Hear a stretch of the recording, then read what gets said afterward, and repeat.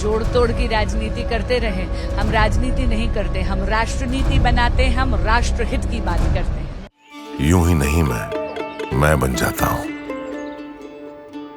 कुदरत के कोने कोने से खूबियां खोज लाता हूं। गुणवत्ता की गहराइयों का गोताखोर हूं मैं। यूं ही नहीं मैं रजनीगंधा बन जाता हूं।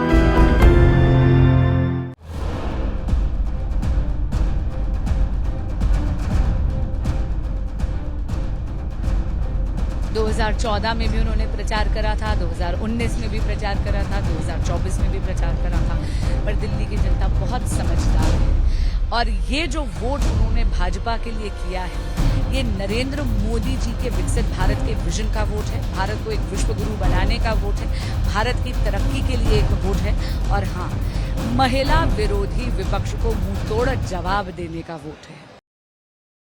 सांसद बांसुरी स्वराज है। मैम देखिए, दिल्ली के अंदर सातों की सातों सीट बीजेपी के खेमे में, क्या कहेंगे?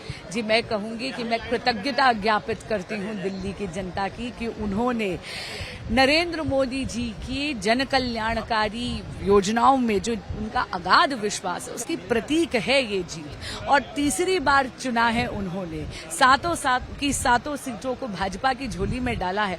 मैं जानती हूं कि मैं और हम, मेरे सारे के सारे, हम सातों एमपी इलेक्ट प्रतिबद्ध हैं मोदी जी के विकसित भारत के संकल्प को सिद्धि तक ले जाने में। आपका अब सांसद हो गए अपने क्षेत्र में, आपकी प्राथमिकता क्या रहेगी कि आपको लगा कि अपने क्षेत्र में सबसे पहले यही काम करने की जरूरत है? नई दिल्ली संसदीय क्षेत्र का हमने 100 दिन का प्लान बना लिया है। उसके लिए आपको एक लंबी प्रेस वार्ता के लिए अलग से बुलाएंगे। लेकिन हाँ, 2 वचन जो मैंने प्रचार में दिए थे, उनको पहले 100 दिन में उनकी पूर्ति करने का पूरा प्रयास करूंगी। एक है सहयोग पोर्टल सरकारी कर्मचारियों के लिए, ताकि उस पर वो एक अनाम तरीके से अपनी समस्याएं रख सकें। उसके निदान और उनकी पुरजोर आवाज बनने के लिए मैं संकल्पित हूं। और दूसरा है stand up India, startup India और लखपति दीदी से इंस्पायर होकर नई दिल्ली संसदीय क्षेत्र में हम एक स्टार्टअप हब शुरू करेंगे। मात्र एक आइडिया लेकर आ जाएगी, उसको फलित करने के लिए सारा ज्ञान आपको एक ही छत के नीचे मिलेगा। अरविंद केजरीवाल जब आए तो उन्होंने कहा था कि मुझे जेल में नहीं जाना तो वोट देना पड़ेगा। और हमने देखा कि चुनाव प्रचार काफी तेजी से किया था, लेकिन एक्शन जमीनी स्तर पर देखने को नहीं मिला। सीट सारी बीजेपी की आ गई। 2014 में भी उन्होंने प्रचार करा था, 2019 में भी प्रचार करा था, 2024 में भी प्रचार करा था। पर दिल्ली की जनता बहुत समझदार है और ये जो वोट उन्होंने भाजपा के लिए किया है, ये नरेंद्र मोदी जी के विकसित भारत के विजन का वोट है। भारत को एक विश्व गुरु बनाने का वोट है। भारत की तरक्की के लिए एक वोट है। और हाँ, महिला विरोधी विपक्ष को मुंहतोड़ जवाब देने का वोट है। मैं पूरे देश लोकसभा की बात करें तो बीजेपी का जो स्लोगन था, अब की बार जो आसवन थी, रुझाने भी आने थी कि 400 का आंकड़ा पार करेगी, लेकिन बीजेपी बहुमत में आंकड़ा पार नहीं करी। हालांकि एनडीए चीजें बहुमत कर गई। मैं पूरे देश की जनता का धन्यवाद इस बात का जरूर करना चाहूंगी कि एनडीए 60 वर्षों में पहला एक गठबंधन है जिसे आपने तीसरी बार पूर्ण बहुमत दिया है। और मैंने कहा ना, ये भारत को विश्वगुरु बनाने का वोट है। ये भारत को विकास के पथ पर और अग्रसर बनाने का वोट है। और आप देखिएगा, तीसरी बार फिर मोदी सरकार।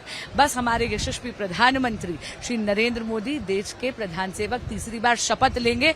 100 दिन का एक्शन प्लान तो उनका पहले ही तैयार है। मेरा आखिरी सवाल ये रहेगा कि आप देखिए कि एनडीए गठबंधन की कोशिश कर रहा है। आज नीतीश और तेजस्वी साथ एयरप्लेन में दिखे थे, क्या चीजें लगती है? वो जोड़ तोड़ की राजनीति करते रहे। हम राजनीति नहीं करते, हम राष्ट्रनीति बनाते हैं, हम राष्ट्रहित की बात करते हैं। हमारे साथ बात करने के लिए बासु सराती, जिन्होंने कहा है एनडीए गठबंधन को लेकर कि वो कितनी भी जोड़ तोड़ की राजनीति कर लें, लेकिन भारतीय जनता पार्टी राष्ट्रनीति की बात करती है और देश के अंदर एनडीए सरकार ही आएगी। कैमरामैन सत्येंद्र के साथ अमित गौतम, टाइम्स नाउ भारत, दिल्ली।